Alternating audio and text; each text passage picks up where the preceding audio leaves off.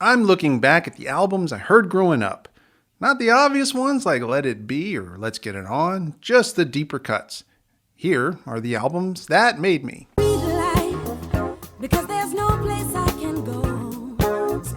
With this one, we come to something of a milestone. At the start of 4th grade, my family moved to Nashville with my new stepfather, John, a guitarist trying to earn a living as a session guitarist, songwriter, and occasionally a touring musician.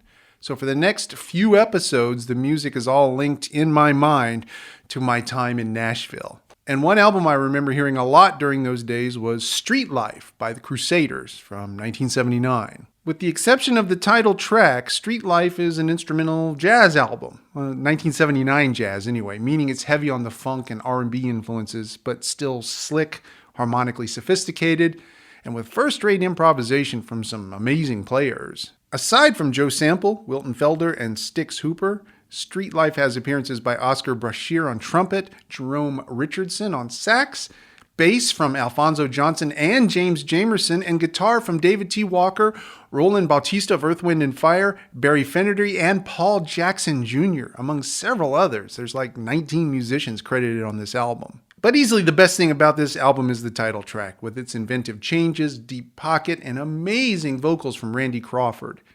And by the way, there's a version of Street Life arranged and performed by Doc Severinsen that came out just after this one. It appears on the movies Sharky's Machine with Burt Reynolds, and then much later on Jackie Brown, a Quentin Tarantino film. Apart from the title track, the other tune that I really dig on this one is Night Faces. Final analysis. Is this an album I still like? Mostly yes. Is this an album I still spin regularly? The title track, yes. The rest, only occasionally. Would I recommend Street Life? I would. This is a great example of late 70s soul jazz just before it all turned into smooth jazz at the start of the 80s.